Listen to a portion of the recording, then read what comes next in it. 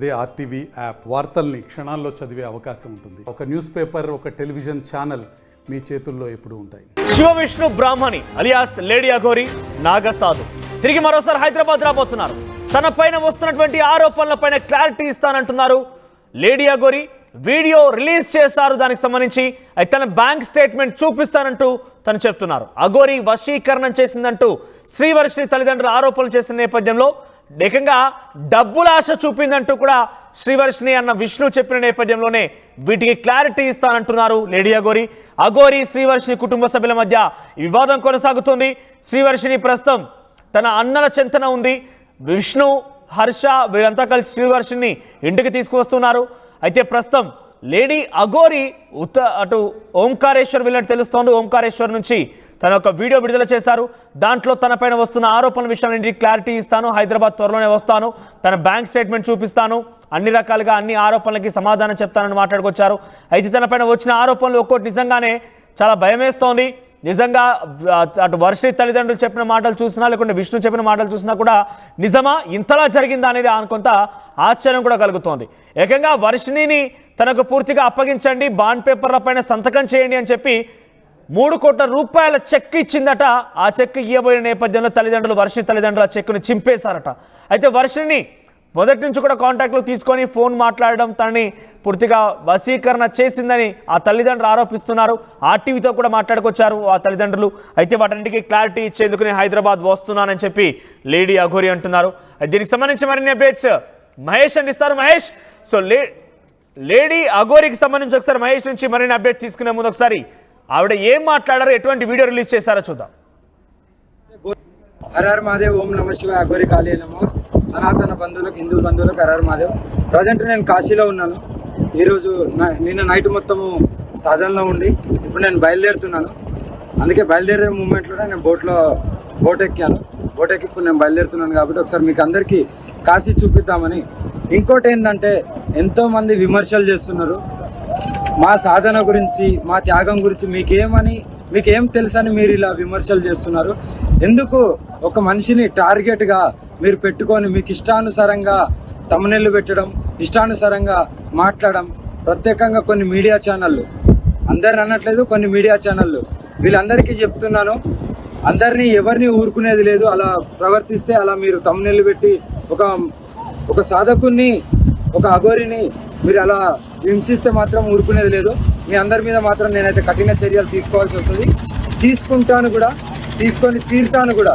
ఎందుకంటే ఇదే కాశీ మీద ఒట్టేది చెప్తున్నాను, ఎవరిని వదిలేది లేదు. నేనేంటో నాకు తెలుసు, మీకు నిరూపించుకోవాల్సిన అవసరం లేదు.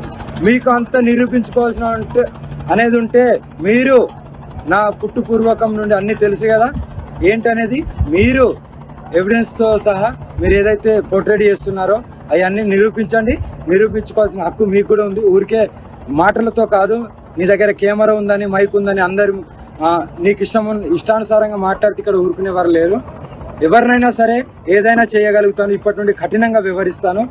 నాది పోరాటం మొత్తం ధర్మ పోరాటమే. ధర్మం గురించే పోరాడతాను. ఆడపిల్లల గురించే, గో సంరక్షణ గురించే పోరాడతాను. ఎవరు ఎన్ని విమర్శలు చేసినా, ఎంతమంది అడ్డుకున్నా, ఎంతమంది ఏమనుకున్నా సరే ఒక చెవిటి కప్పలాగా ఉంటూ నా పోరాటాన్ని నేను కొనసాగిస్తాను. ఎవరు అడ్డుకున్నా సరే ఎవరిని ఊరుకునేది లేదు.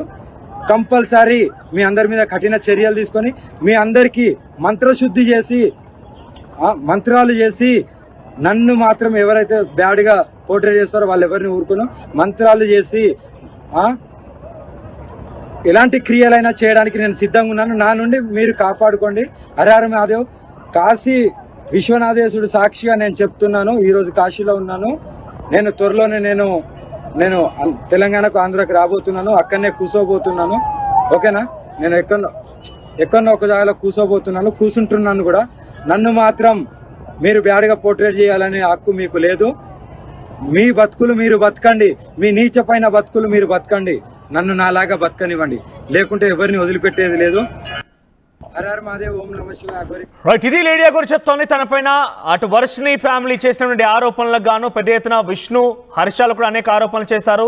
సో ఈ ఆరోపణలు కూడా నిజాలు నేను చూపించబోతున్నాను, ఆధారాలు నిరూపించబోతున్నాను, వారు కూడా సిద్ధం కావాలంటూ మాట్లాడుకొచ్చారు. ఇక కొన్ని మీడియా ఛానల్ ఉద్దేశించి కూడా మాట్లాడుకొచ్చారు ఆవిడ.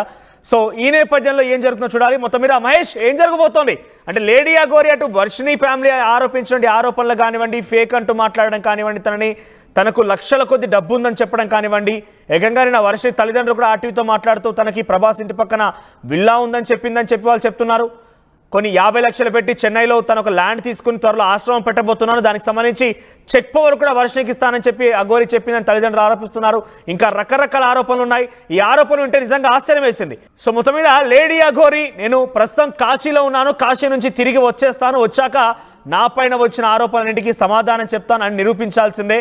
నేను ఎవరికి నిరూపించుకోవాల్సిన అవసరం లేదు, కానీ నా పైన వస్తున్నటువంటి ఆరోపణల విషయంలో మీరు మాత్రం తప్పకుండా రుజువు చేయాల్సిందే అంటూ తను మాట్లాడుకొచ్చారు. హైదరాబాద్కి వచ్చిరాగా నేను తెలంగాణ లేదా ఆంధ్రాలో ఎక్కడో ఒక చోట కూర్చొని ఏకంగా ఆవిడ ఏం చెప్తున్నారంటే మంత్రాలు చేసి మిమ్మల్ని అందరూ నేను అంతు చూస్తాను, కఠిన చర్యలు తీసుకుంటానని చెప్తున్నారు. ఒక రకంగా ఇది చాలా స్ట్రైట్ ఫార్వర్డ్ వార్నింగ్ అని వర్షిని ఫ్యామిలీ కానివ్వండి, తనపైన ఆరోపణలు చేసేవారికి కూడా.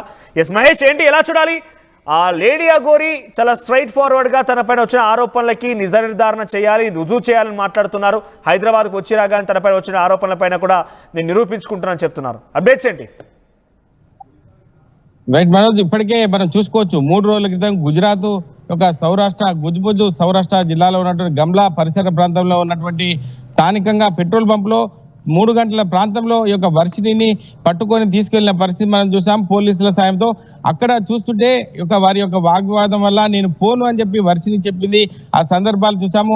అక్కడ అఘోరి మాత కూడా నీ ఇష్టం, మీ తల్లిదండ్రుల నుంచి వెళ్తే వెళ్ళని చెప్పి చెప్తున్న పరిస్థితి మనం విజువల్లో చూసాం. కానీ అక్కడి నుంచి నేరుగా వాళ్ళిద్దరు కూడా ఈ యొక్క శక్తి పీఠాలను జ్యోతిర్లింగాన్ని దర్శనం చేసుకోవడానికి మొదటిసారిగా సాధనం తీసుకుంటున్న వర్షినికి ఒక జ్యోతిర్లింగాలు ఇటు శక్తి పీఠాలను దర్శనం ఇవ్వాలనే సదుద్దేశంతో వారు కూడా ప్రయాణాన్ని మొదలు పెట్టారు. అక్కడ ఇప్పటికే తల్లిదండ్రులు కూడా ఈ యొక్క సంబంధించిన పోలీస్ స్టేషన్ మంగళగిరి పోలీసుల్లో ఫిర్యాదు చేసిన నేపథ్యంలో అక్కడ నుంచి వాళ్ళ ఫోన్ను ట్రేస్ చేసుకుంటూ అక్కడ నుంచి నేరుగా గుజరాత్ రాష్ట్రంలో వారిని పట్టుబడి అక్కడ నుంచి తీసుకొని వెళ్ళిన పరిస్థితి చూస్తాం.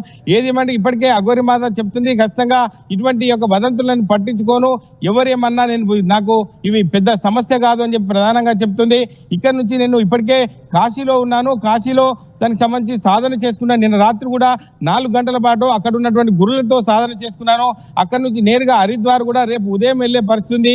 ఈ రోజు కూడా సాధన చేసుకోవాలని చెప్పి కూడా చెప్తున్న పరిస్థితి. హరిశ్చంద్ర ఘాట్ లో కూడా ఈరోజు సాధన సాయంత్రము 9 గంటల ప్రాంతం నుంచి ఉదయం 4 గంటల వరకు సాధన కూడా అక్కడ ఉన్నటువంటి గురులతో చేసుకునే పరిస్థితి.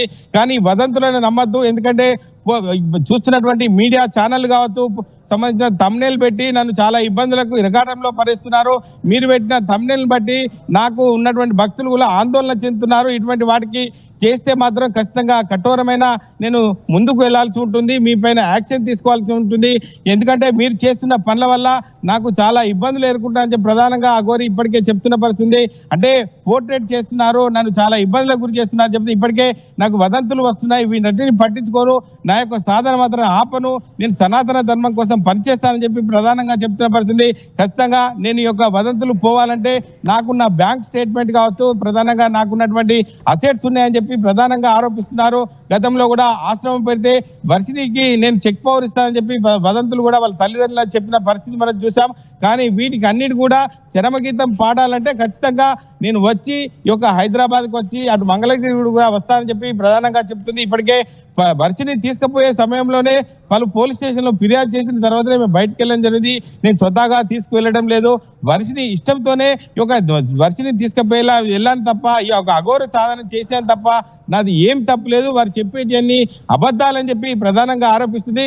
ఏది ఏమంటే 2-3 రోజుల్లో ఖచ్చితంగా నేను తెలంగాణకు ఆంధ్రాకు వచ్చి నా పైన ఉన్నటువంటి ఆరోపణలు నిరూపించుకోవడానికి సిద్ధంగా ఉన్నానని చెప్పి ఒక అఘోరి మాత తీసుకెళ్లారని చెప్పి తమ తల్లిదండ్రులు మంగళగిరి పోలీస్ స్టేషన్ లో ఫిర్యాదు చేశారు.